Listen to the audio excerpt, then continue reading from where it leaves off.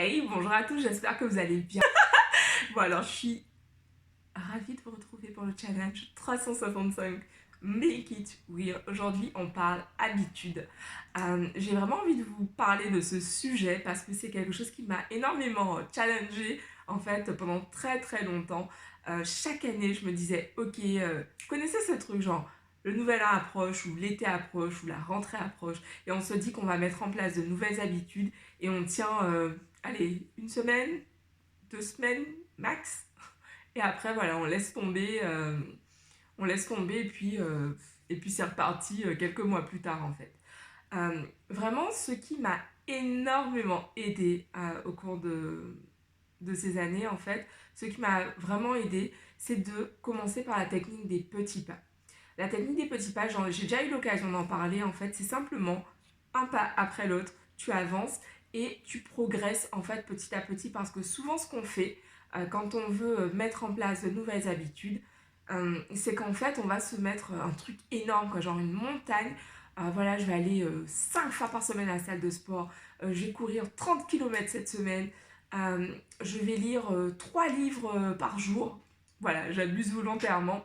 Mais en gros, on va vraiment se fixer de très hauts objectifs, soi-disant pour nous motiver. Et en fait, le seul truc que ça fait, c'est que ça nous dégoûte ou ça nous motive plus du tout, justement, parce qu'en fait, on a l'impression qu'il faut faire énormément pour pouvoir réussir à atteindre nos objectifs.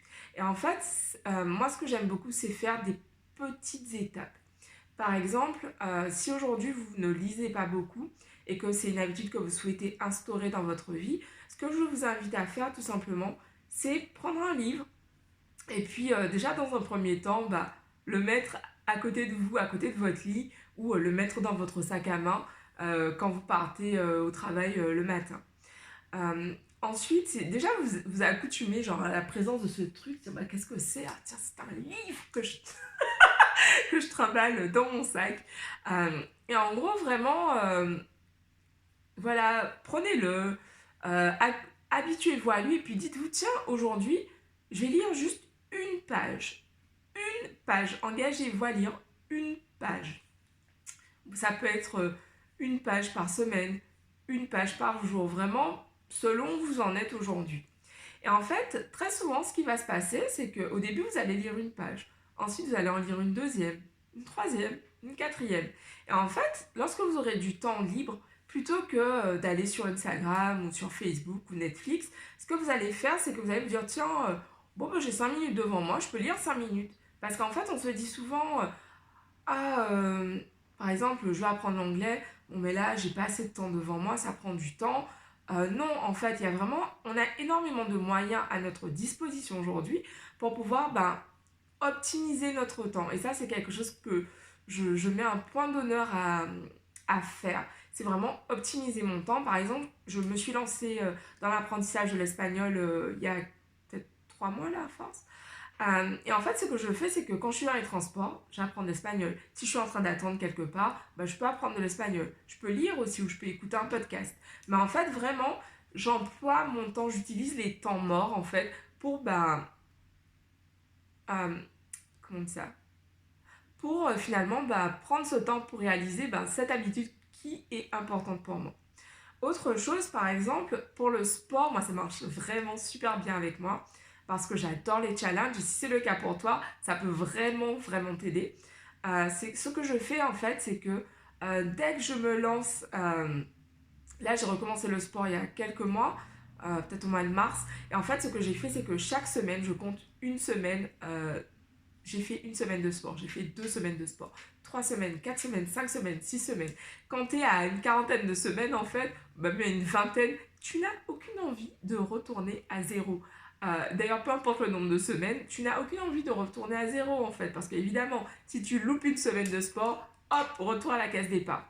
Donc, je t'invite vraiment à faire ça. Et puis, autre chose, trouve-toi un partenaire d'accountability, de responsabilité. Quelqu'un vraiment auprès de qui tu vas t'engager. Et si possible, quelqu'un qui fait le même défi que toi. C'est vraiment un super moyen de se tenir, ouais, de se tenir la main et d'avancer ensemble en fait vers l'atteinte de ses objectifs. Et ça, que ce soit dans ton business, euh, au niveau je sais pas, de tes finances par exemple, euh, au niveau du sport, au niveau de la lecture, peu importe l'habitude que tu souhaites mettre en place, utilise ces trois techniques dont je t'ai parlé. Et je voulais aussi te partager une citation que j'ai lue qui m'a vraiment, qui m'a donné justement envie de vous faire cette vidéo. C'est finalement quand on commence à contrôler certains domaines de notre vie, on ressent que l'on peut en faire de même dans d'autres domaines. C'est une citation de Napoléon Hill qui est issue de Think and Grow Rich. Et vraiment, gardez ça en tête pour pouvoir avancer dans tous les domaines de votre vie. Je vous embrasse, je vous dis rendez-vous demain. Vous voulez retrouver d'autres vidéos de ce type, abonnez-vous à la chaîne et profitez-en pour télécharger en fait le guide avec les 10 mantras spéciales confiance en soi. Je vous embrasse et je vous dis rendez-vous demain. Ciao!